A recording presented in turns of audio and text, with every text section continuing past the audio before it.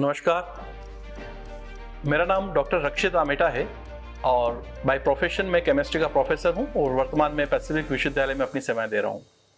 और अपनी रुचि के आधार पर अलग अलग विषयों को सीखने के बाद देश विदेश में टोटल सॉल्यूशन समाधान जो एक ऑर्गेनाइजेशन बनाकर हम लोगों को हेल्प कर रहे हैं उनकी अलग अलग प्रॉब्लम्स में। साथियों, आज मैं जिस विषय पे बात करने जा रहा हूं, हो सकता है वो कई लोगों का एक रुचिकर विषय हो, बहुत से लोग उसमें ट्रस्ट न करें, उनका फेथ ना हो। यद्यपि मैं साइंस का स्टूडेंट हूं, लेकिन भारत के जो प्राचीन विज्ञान, जो एंशिएंट साइंस है, उसके बहुत सारे सब्जेक्ट्स ऐसे हैं जो आज भी अछूते हैं कि हम उनको साइंटिफिक बैकग्राउंड पे प्रूव करें। उसमें से एक कॉमन विषय है ज्योतिष और वास्तु का। ज्योतिष और वास्तु में रुचि सभी की होती है।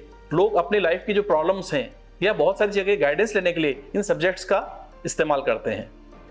ट्रेडिशनल वे में मैं मानता हूं कि बहुत से लोग इस विषय में पारंगत होंगे, लेकिन जिस तरह से पिछले कुछ दशक में मैंने अपने आप को इसमें डेवलप किया है लोगों को हेल्प करने के लिए, तो विशेष रूप से मैं एक लॉजिकल, साइंटिफिक और साइकोलॉजिकल एस्ट्रोलॉजर के रूप में उन्हें हेल्प करता हूं।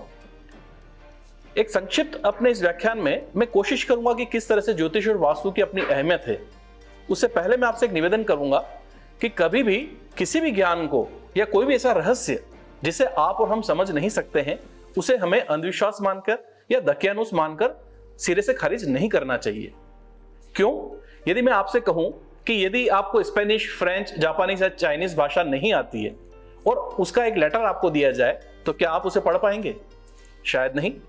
तो क्या वो पत्र बेकार का कागज है? वो भी नहीं, क्योंकि उसके अंदर बहुत काम की बातें लिखी हुई है।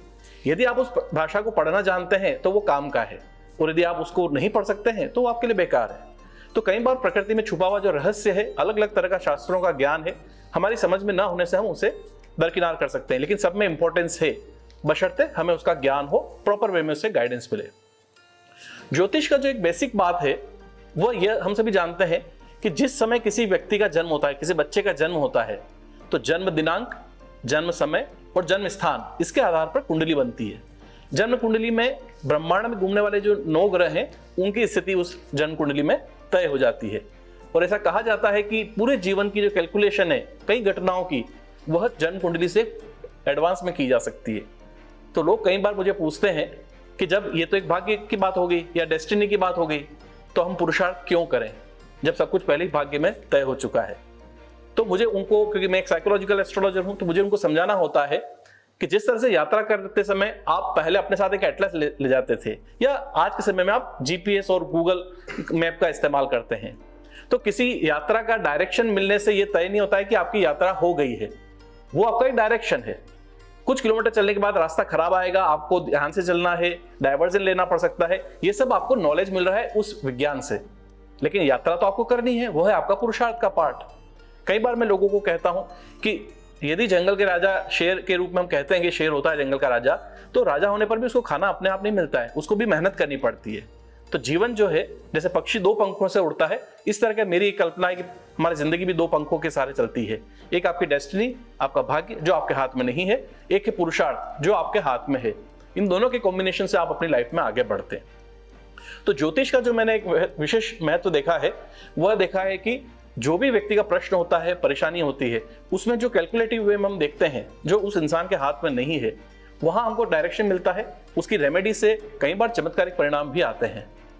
इसी तरह से यदि हम वास्तु की एक संक्षिप्त में बात करें, तो वास्तु को जितना मैंने समझा है कि हवा, प्रकाश या किस तरह से आपके घर के अंदर पॉजिटिविटी बनी रहे, इसके लिए कुछ नियम बनाए गए हैं।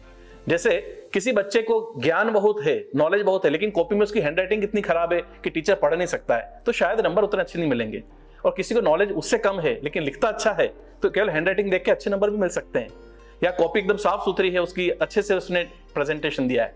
इसी प्रकार से घर परिवार में भी हम कई बार देखते हैं, ऑफिस में भी देखते हैं, तो वास्तु वाले बहुत सारी टिप्स ऐसी देते हैं जहाँ साफ सफाई से संबंधित, कोई भी रिपेयरिंग से संबंधित चीजें, उनकी टिप्स ज्यादा देते हैं, क्योंकि वो नेगेटिव एनर्जी को अट्रैक्ट करती हैं। और जितना मैंने ज्योतिष, वास्तु, हीलिंग और अलग लाइफ कोचिंग, एनएलपी या सभी सब्जेक्ट्स को पढ़ा है, तो निचोड़ मुझे एक ही समझ में आया दोस्तों, सारा एनर्जी का ही खेल है। विज्ञान के अंदर एक सिद्धांत भी है कि न तो एनर्जी को क्रिएट किया जा सकता है, न एनर्जी को खत्म किया जा सकता है। एनर्जी एक फॉर्म से दूसरे फॉर्म में ट्रांसफर होती है।